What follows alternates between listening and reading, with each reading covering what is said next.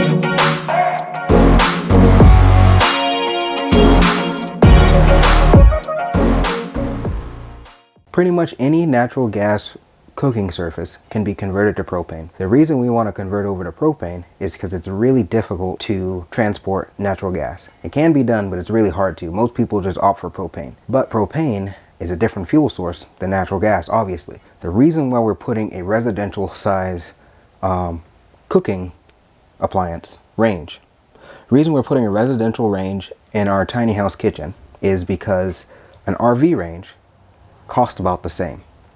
Actually, it costs more. You could probably spend $12 to $1,400 on a 3-burner, really small oven cooking surface. Something like this can be purchased at $300-400, or you can go super fancy and get things $12-18 if you want to, but you still got a full size range. To use a residential range in a tiny house space, you have to convert it to propane. Propane runs at it's thicker than natural gas, and it is under higher pressure than natural gas, which means if you run this appliance without converting it on propane, your flame will probably be about this high. That's okay if you're outside testing it, but if your flame is this high, how hot is your microwave going to get? How hot is this going to get? Don't burn your tiny house down. Convert it outside, test it, then bring it inside. I do this for work, so I'm going to test it inside, but you be careful. The very first thing you have to do before you start any of this is look online to see if the manufacturer requires you to buy a separate kit. In our case, we looked online and it said look on the back of the range. So I'm going to pull it out, I'm look on the back, and I'm going to get the instructions on how to convert it to propane. Oh, hey, look. Here's the kit. Also look around because this is just a bag of orifices. This is materials we need, but you got to find the instructions. There they are. Propane conversion instructions. Okay. So every range is a little bit different in where each orifice goes and how you convert each part of it. We have 5 cooktop burners. We have a broil burner and we have a bake burner. You also have to convert the regulator. So you're gonna want to look through your book and have it show you, it's gonna tell you where each one of the propane orifices go. So these 2 orifices here are for the oven. So I don't need these right now. Set these off to the side. These orifices right here are for the cooktop. According to this, my red and yellow, which is this one, is for the top left burner. And I'm going to do that for all 5 burners. Red, orange, orange, green, orange, green, blue, magenta. Looks like blue, magenta. The last one should be blue, brown, and it is. Okay, so now I've got these all laid out how they need to be. It tells you in the package usually what size it is. It's almost always a 7mm. Okay, so these orifices have a ring. They have a ring around the orifice. That ring helps it to grab on to the bit so it doesn't fall out.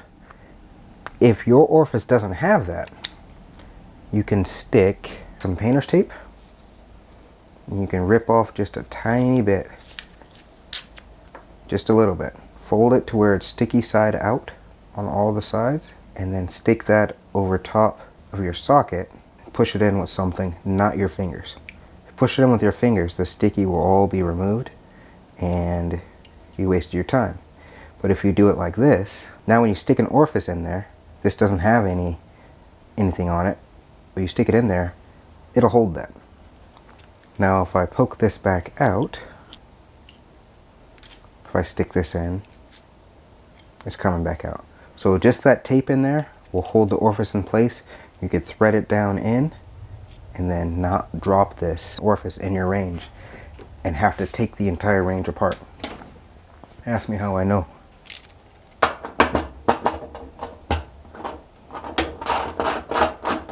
Keep in mind that these are brass, so don't break them off. Just tighten them down snug, don't wrench on them super tight. Double check, it's not going to fall off, and then you put it in. Do not cross thread it. Just snug, not super tight. So the location of this regulator is wherever you hook the gas up to. It varies from range to range. So you see this little thing with the red cap on it right here? I've got to unthread that out. If you look on the side, this side goes towards the regulator for natural gas. You have to pull this off, pull that off, flip that around, and now this side goes towards the regulator for propane.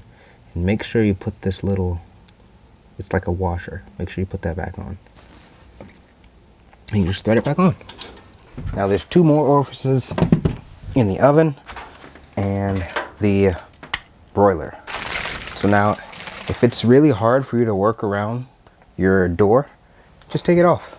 It's super easy to take off. A lot of times there's a lever right here that you just simply pull down and lock it in place. But on this one, it has these two on the side, these two plastic or metal clips. You just push them up on either side. And now your door, when you close it, it catches right there. And you keep closing it until it rotates up. And you just pick it up. Here. So they've got a 41L. And then they have a 047. This is the 047. That is for the bake. This is for the broil. Broil is up top. So for the broil burner, this right here in the back is a ceramic igniter and very easy to break. Be very gentle with that. But you need to undo the bolt up front. And then your broil orifice or your broil burner will rotate and get out of your way.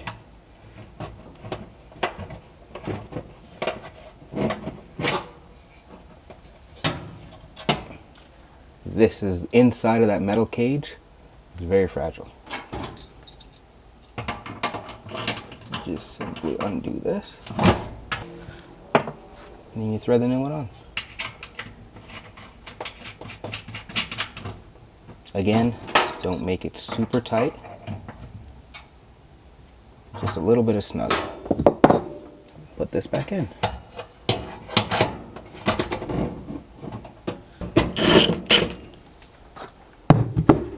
Now, the oven. So there's two screws in the back on this model. You gotta undo those.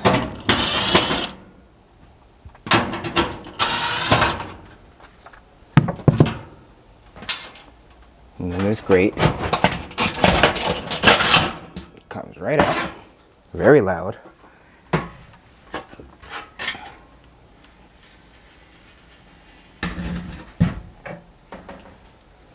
Now you got to get to the burner down in that corner.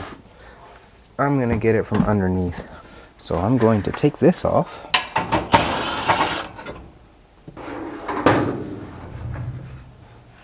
Precariously set that up there.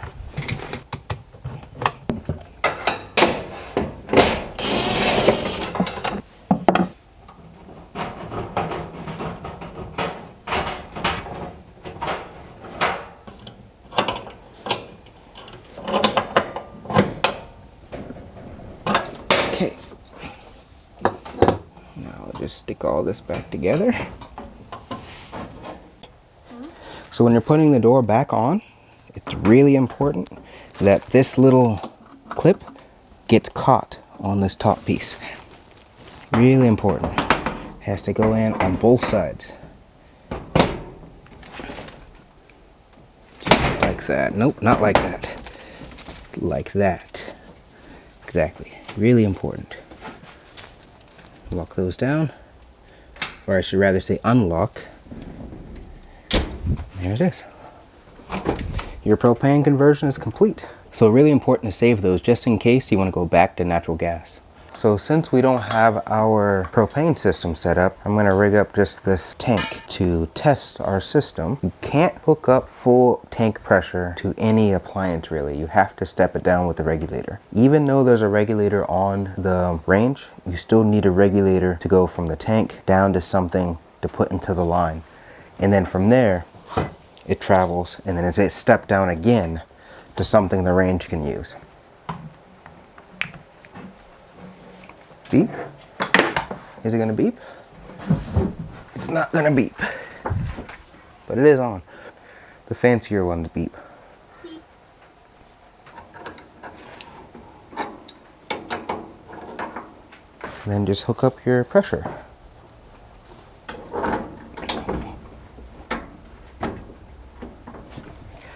That is plugged in. It's turned on. So if Stephanie wants to turn on the gas valve, open it all the way and then close it just a little bit so it's not tight.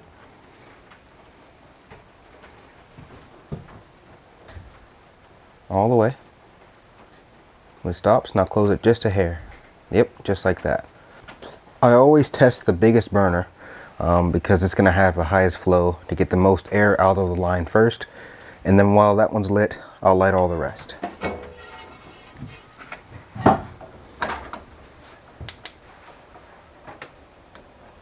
Where's the spark? There it is. And that's what you want. Nice blue flame. You don't want a whole lot of orange, just the blue.